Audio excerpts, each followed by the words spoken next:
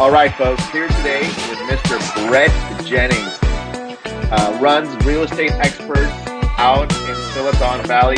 Brett is a bad dude. So this is going to be really exciting for me personally, hopefully for the listeners and viewers. So Brett, how's it going, man? It's going great, man. We're pretty excited to be in the time of the industry that we're in and the location that we're in. So, when you got right place and right time, it's good. Yes. So we just saw each other. For the viewers out there, we're recording this in mid-October, but we just saw each other at John Cheplack's event in Tahoe. What did you think of that? I thought that was fantastic, man. Anytime I think one of the consistent things we see with all top producers, and as John will call them, elite performers, is that they're constant seekers of knowledge. They're always wanting to see what the rest of the best are up to. And that opportunity to mastermind and network with people who are doing bigger and bigger things in real estate is always not only inspiring, but you come away with ideas to implement. And that's been, if we talk about this later, the concept of Mastermind has probably been the single biggest lever that's helped us, really achieve amazing growth year over year. Dude, same. That's totally it. Just the caliber of the room nonstop. So out of my selfish curiosity, what was like one of the big things you feel like you took out of that? A lot of it was validation. It's interesting when we're consistently dialing in your real estate business, and it's a constant process of refinement. One of my partner agents that, we meet once a week, and she has this spreadsheet we go through together, and she calls it Refiner's Fire, the Refiner's Fire. We're just constantly refining. And so, earlier in the days when I was building this business, I'd come away from these conferences and there were 100 things that I thought, I need to implement this. Now, as we're evolving and we've been doing this Refiner's Fire for a long time, it's smaller and smaller tweaks and a lot of validation that, we're doing the right things. Our culture's like right, and our people are right. And, but we're getting these little tweaks that just consistently keep that, what do we call it? I think Darren Hardy wrote a book called A Slight Edge. Did he write a book called The Edge, or is it like the Compound Effect? He wrote The Compound Effect, but there's another one called The Slight Edge. What? There is? I'm writing this down. All right. The Slight Edge. I love Darren Hardy, right? He's so good. Talk about a nugget I pulled from this conversation within like 4 minutes. Good job, man. Yeah. Darren Hardy, ordering that today. So yeah, just small little levers, as John says, that'll just help swing big doors, right? Yeah, I'll give you one nugget that anyone listening can apply that will definitely increase your conversion, at least on referrals. So one of my partners in the group, How Dang, he's up in Seattle, has a super producing team, I think of 13, and they're going to do like some ridiculous number, like 500 million or 600 million or something, 13 agents. Good. But he was like, dude, I'm getting so many referrals now. And I'm like, well, what's your tip? And he's like, dude, this is amazing. I'm like, okay, well, like, you've got me excited. Let's drop the nugget. And he goes, when I'm showing, he still works with buyers because they have $3, $4, $5, $6 million buyers there. And he goes, when I'm showing my buyers and I take them out on a tour, when I'm getting the key out of the lockbox, and I'm going to open the front door, I'll look back and we'll say, oh, just curious, do you have any friends who are thinking about buying? And he says, usually a third to a half of them are, because of the life stages and stuff.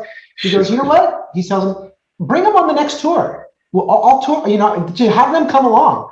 And so, what's interesting, when he told me that, I was like, man, that's amazing. I realized some of the best clients that became kind of my top referrers when I was earlier in the business were people, I happened to tap into this, it just happened to be Indian community.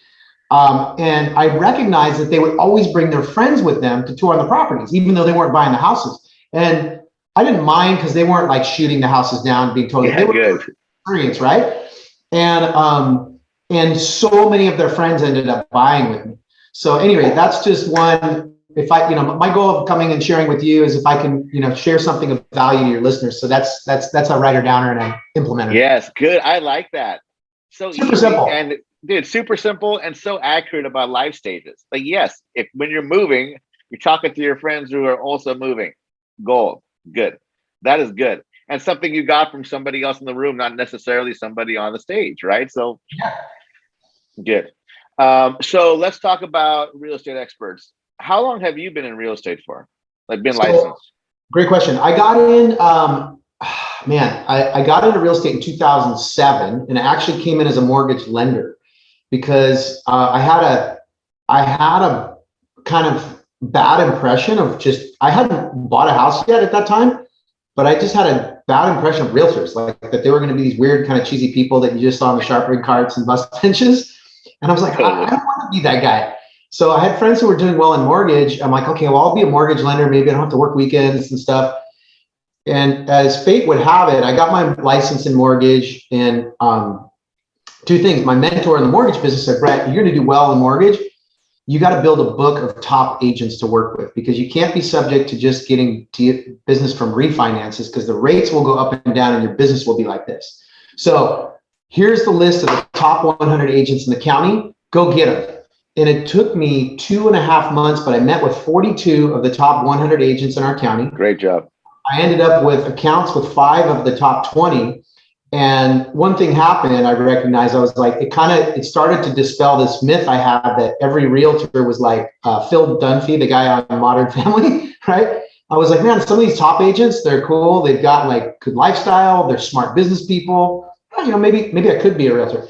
Literally 3 weeks, I guess, or a month into the mortgage business, Bear Stearns collapses. I remember. Brand new loan officer, 1 month in, Bear Stearns collapses. If you're brand new in mortgage, you couldn't get crap done, dude. It was like you were shit out of luck. So one of the agents that led a team that I was one of the top agents, he was like, dude, I like you. You're smart. You got hustle. Like, you should join my real estate team if you can't get mortgages done. So that's how I came into the business, man. I probably was certainly competent enough to be a solo agent, but I came in as a team because of, one of my mentors coming out of college. I worked for Tony Robbins for a couple of years, and did you? Cool. Yeah, it was awesome. Walked on fire more times than I can count.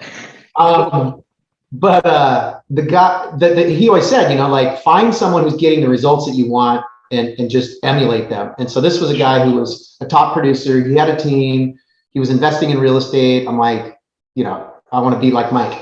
So anyway, I jumped on his team and worked on his team for 1 year. He left the business, interestingly enough, at the end of that first year. I probably would have stuck with him another year. And then I had to figure it out on my own. And it was 2008. Got a few short sales that fell into my lap. I got them closed very quickly. And the second lesson in my career came about because the title company, I got these first short sale closed in like a month, and the second one closed in like 6 weeks. Nice. Title company calls me and says, hey, what's going on? Because like these short sales, we haven't seen them since the 90s, and they're starting to stack up in our office. We're getting all kinds of these things. The agents are pulling their hair out. You seem to get these done quickly. Would you teach a class with our escrow officer on short sales? I'm like, I'm not an expert, but hey, I'll share what I know. So I taught 4 classes with North American Title at a few real estate offices locally. And by the end, in literally like 2 weeks, so the end of 2 weeks, I had 100 agents that were like, Brett, at the end of each class, I get 10, 15 people walk up to me, Brett, here's my card. I've got one of these short sales coming up. Let's partner. Like, you deal with the bank, I'll deal with the homeowner, we'll split the deal. So literally, like my second year, 3 weeks in, I had 100 short sale listings. So the leverage point, though, that the big life, the business life lesson that I got was that, educating people, educating people is a killer way to build your business. Sure. And that happened by accident, but I recognize now, like, how we continue to build our marketing. We're always education based, both with our client retail side, then with our recruiting. We're just putting out lots of good content and education. But at any rate, what ended up happening there is I ended up with 100 short sale listings, and if you ever remember, if you ever did any of those, you had to be on the hold with the bank like 2 hours a week for every single deal. So, I had a new business challenge because I had 200 of these files. I quickly scaled up, hired a team of short sale negotiators, and we built the short sale processing company. Nice. That was 2008. We had a bunch of short sales, so I became very attractive to real estate investors, and that was why I got into real estate, because I had done a little bit of real estate investing myself before. And one of my clients in 2000, I guess this is about 11, he was an investor buying a ton of my short sales. He's like, hey, let's partner up. Let's start a brokerage, because he was an agent as well. And he says, I'm going to do the flips. You do the brokerage side with your sales team. And so in 2012, we ended up launching an independent brokerage. Awesome. And he was a crazy guy. We ended up having an HGTV show for about a year before he blew the whole thing up and ran off with the 24-year-old assistant. No shit, really? Yeah. So there's a life lesson there. Lesson number 2. You never want to put a narcissistic, borderline crazy personality on reality TV. At least not be business partners with them. So what my business partner says about me. Just kidding. So then, we had done about 100 million in business as an independent brokerage, about 100 deals in 1 year. And that whole thing all of a sudden imploded. And I was left with, some agents that felt loyal to me and not quite sure where to go. We ended up going to Keller Williams. That was local. They just launched kind of one of their new branded brokerages at the time. Sure. And then started building a real estate team, and did that from 2014 to 2018. Grew it to from 40, 50 million as my individual production to about 150 million. And then we broke out again, just wanted to go independent. We went to EXP for a short period of time, wasn't quite the right fit. And then partnered with this current group, brokerage partner with called Side. Their model is they take top teams and top agents and then help them launch independent brokerage brands in the market. Sure. And they handle the back office. So that was super successful. The challenge we ran into there for any team leaders that are listening, I think Sini, our buddy Anthony Lamacchia gave a really interesting and compelling presentation in Tahoe about the benefits and the limitations of a traditional real estate team model. And that is, it's highly profitable if it's run well, but you do always have a retention issue because, teams typically have a tighter, stricter culture, the splits are lower, and your most talented people typically after a few years will probably want to leave. So that happened to me. We got to this place where all of my agents, I'd bring them in and they were doing 3-4 deals a year, and we'd add Zillow leads to them and coach them up, and we'd get them, cranking out 25, 35 deals a year. And it was always around their second year. It's like, hey, Brett, dude, this is awesome. And kind of want a bigger split, kind of want to have my own brand. I'm thinking about going out on my own. And then they would leave the team. When I was at KW, they go to the market center, which is the bigger office. Yeah. And I go from making $100,000 plus on an agent on my team to now making a few $1,000s on their profit share or whatever it was. And the bigger thing was, besides the loss there, is I really care about people and wanting to see those people continue to grow. Yeah.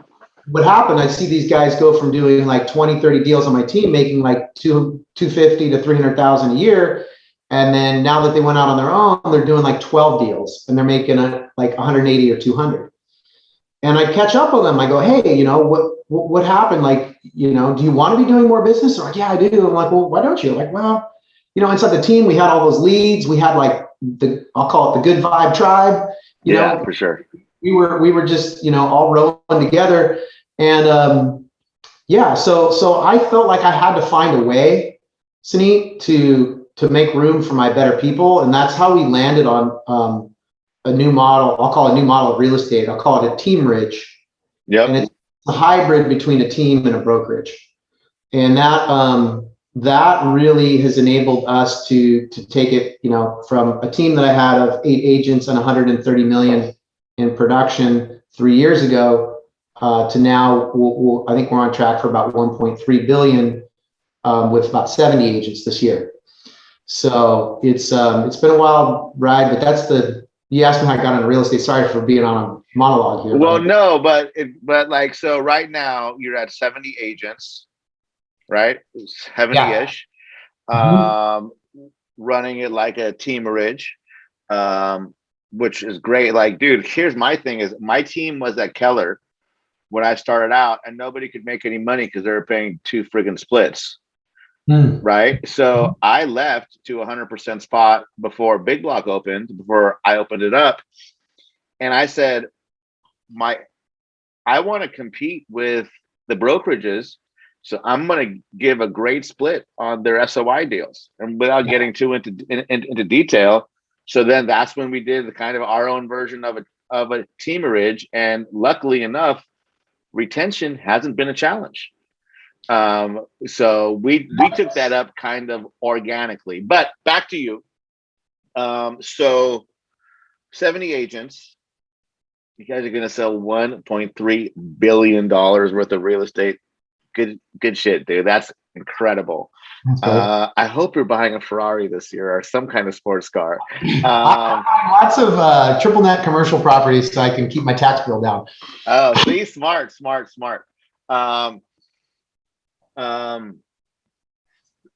What's your staff like? What's your operation look like?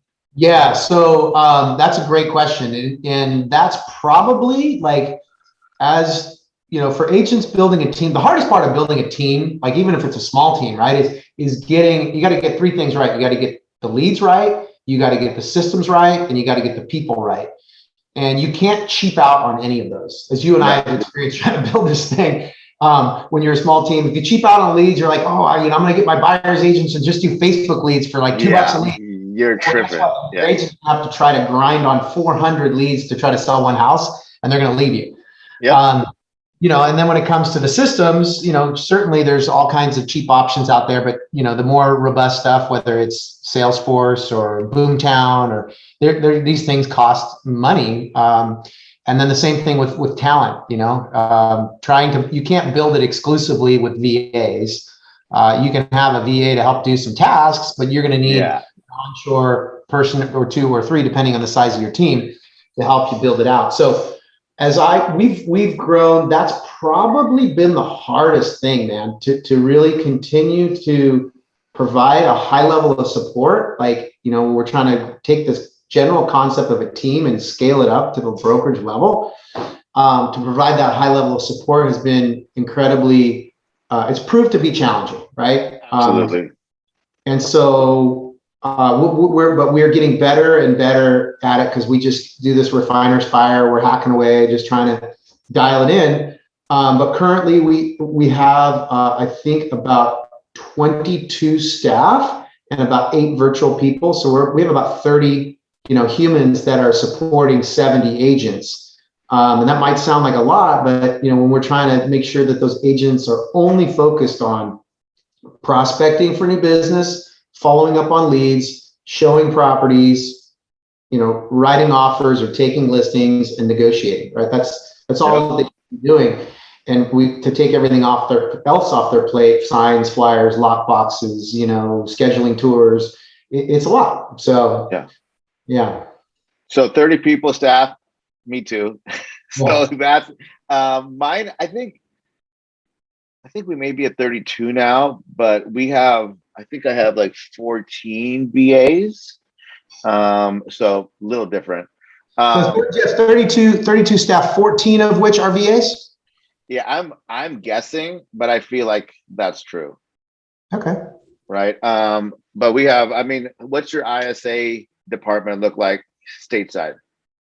Yeah, we're growing it. We only have 2 ISAs in house. They're not doing any outbound prospecting. They're doing all catch and inbound. And then for our top 20% of the agents in our group, they have ISA support, so that anything in the, you know, that's outside of a buyer or seller is looking to transact in the next 30 days, they're nurturing those people, right? They're doing those touches to check in. Hey, is there anything you need? Are you guys, you know, Suneet wanted me to call and just check in and see how you guys are doing. If anything's changed in your situation, if you have any questions on the market, right? To just keep those people warm.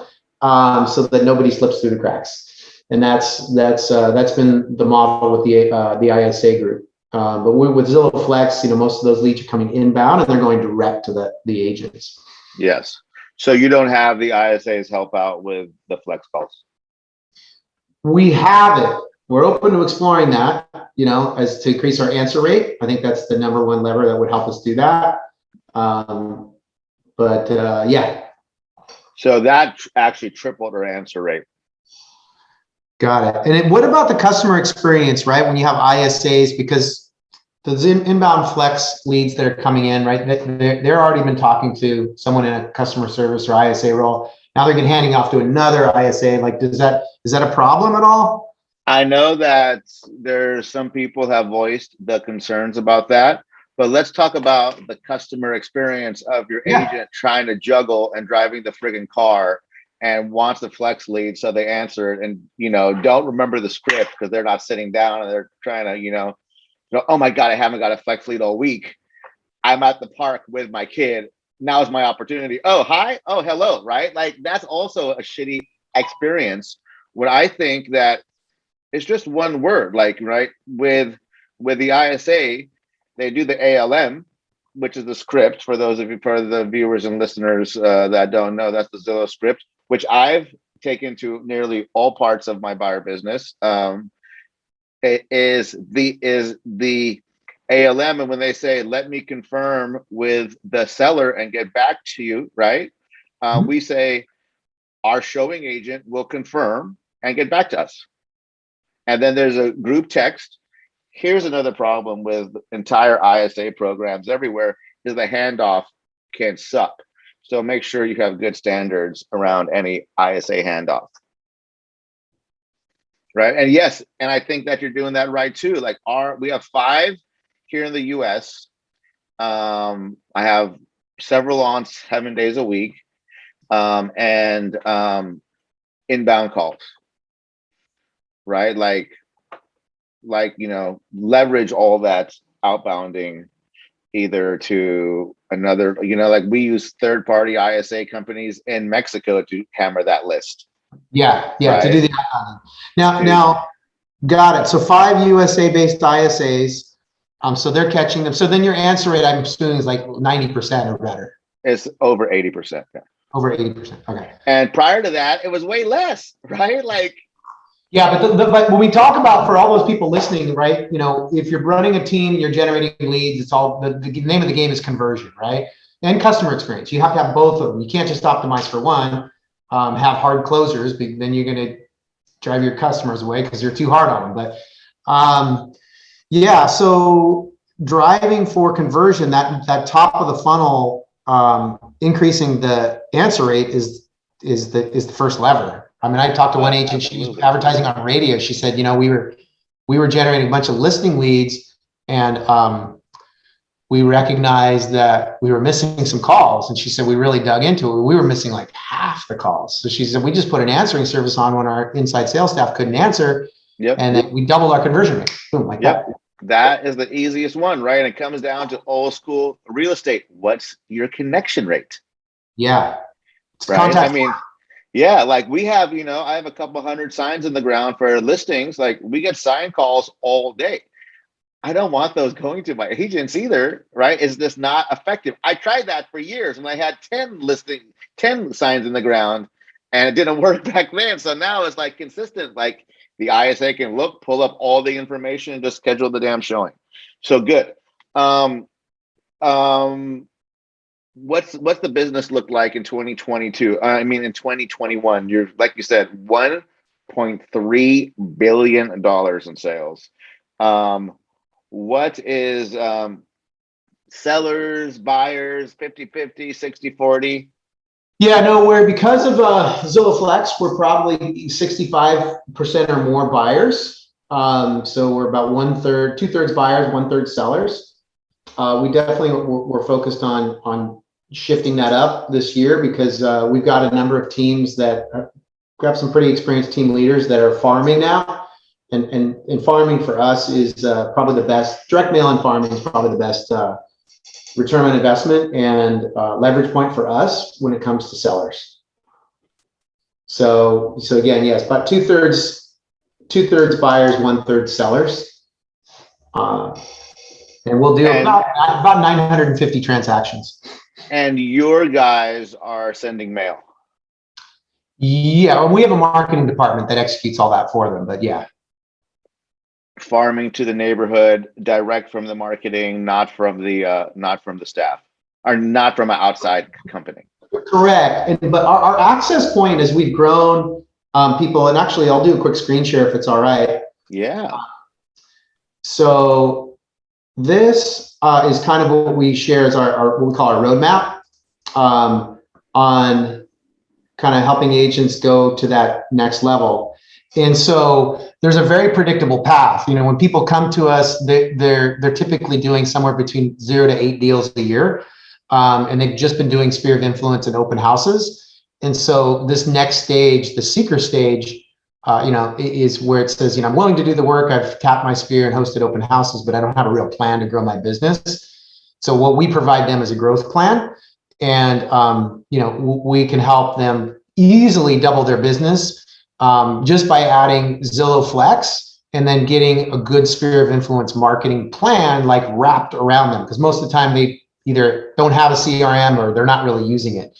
So what we do there is we want them to max out on buyers, because once they really do have a stable, maybe like 20, 30, 40 buyers that they're shopping for, they have a genuine value proposition to be prospecting for listings now. And so our first leverage to help get those guys taking some listings is we do direct mail campaigns targeted to those neighborhoods about, with a story about their buyer. Hey, I got Mary and Steve who are looking for a home in your neighborhood. They really want to get into the books and school district. I'm trying to do everything I can to help them. If you were willing to entertain an offer, this is why it could be super convenient for you, et cetera, et cetera. And so that helps that guy or gal now get like a listing or two under their belt. And then when they do so we're using Zillow buyers, right, to create this legitimate value proposition for them to prospect for listings. So they're not just saying, hey, I have a buyer, and it's not genuine and sincere. With that confidence and congruency, like their story is real, and they're converting those opportunities. Once they land that list, and then once they land that listing, we'll do we call event-based farming. 300 or 400 just listed, pending sale, and then I have buyer letters that will go out around that. As well as calling around that listing. So then now creating a little momentum in that area for them. And then once they have a few of those under their belt, then they can start taking their profits from that and investing in traditional geographic farming. Because that's the tough part, as Suneet, like geographic farming is, if you look at all the major long-term listing agents, if they aren't doing radio or TV, they're probably farmers. And it's a long game. Most people quit. They don't go big enough and they don't go long enough to really get traction there. But we help them do it through creating some momentum, starting with the buyers. So, dude, this is great. Look, So for all the viewers, I hope you picked that up, because that's pretty smart. I really like that. Well done. Well done. So what's the plan for 2022? Like, where do you want that agent count to be, man? We were just looking at that today. I was just looking at that, and we are shooting for we're going to double our agent count. So we're at 75 partners. I think we'll finish the year with about 82 partners. We're pretty selective in the people that we bring on, but our goal is to ramp up to 166 partners next year. So it's to double it. We're going to kind of move in and around the Bay Area a bit more, up north into the peninsula, a little bit into the East Bay, and into Santa Cruz and Monterey County more. Santa Cruz would be sick. I love Santa Cruz. That's like my favorite place, dude. It's a fantastic place. So that's our goal. And I mean, my thing is, I want to help as many agents as possible get to $1 million in commission, and then $1 million net. And so I had a goal this year to help 5 agents, right, make $1 million in real estate. And we currently have 15 that'll do it. So you need your goal, bro. That's awesome. Yeah, That's incredible. So holy shit. But that honestly, Sunny, when my focus shifted about like making money for me to really like, hey, how many other guys or gals can I help make $1 million? That's when things really just kind of blew up. And so I get to do what I love most, and that's kind of coaching, mentoring, agents on their business and their life. And so, people on the outside go, oh, Brett's got a real estate business or company or whatever. But I see it as I got a coaching company that happens to sell real estate. Dude, I love it. So double agent count. Good. Yeah. I only want, people ask me how many agents I want. And my answer is consistent. All of them. All of them. I love it. So last question here for our viewers and listeners. Maybe it's a newer team leader, struggling team leader, solo agent. What advice do you have for them? Dude, I just will echo back to kind of what helped me go from that very first experience where I was brand new in real estate, and also kind of leveraging a little bit of the wisdom and advice from my mentor, Tony Robbins.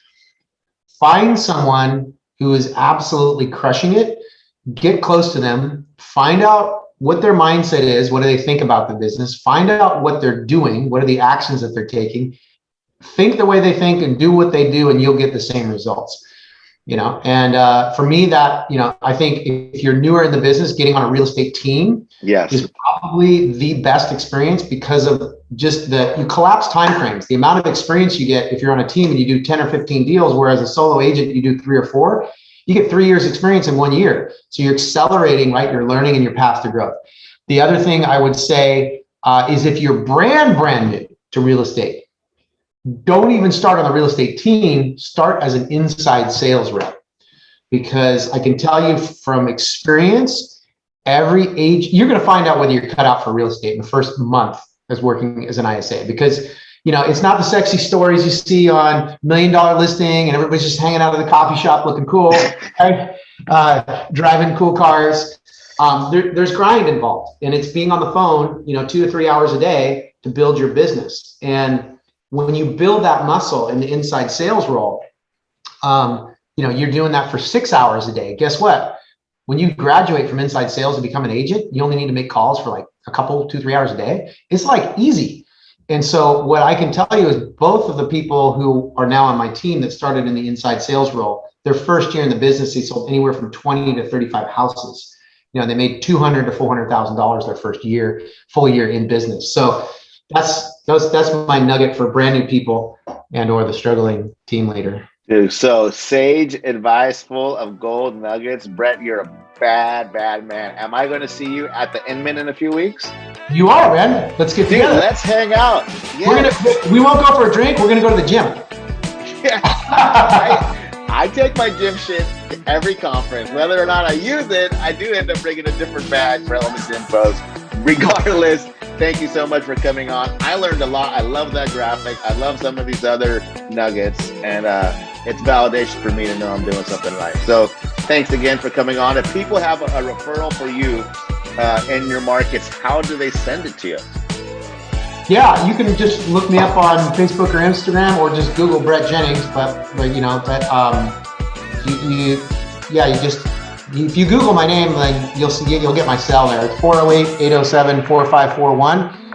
If you happen to know anybody who's looking to grow their business or their team in the Silicon Valley or surrounding area, send them my way. We are actively growing, and my goal is to help as many people make at least $1 million or more in real estate. So if that's your goal and you're in the area, let's connect. Solid. Thank you, sir.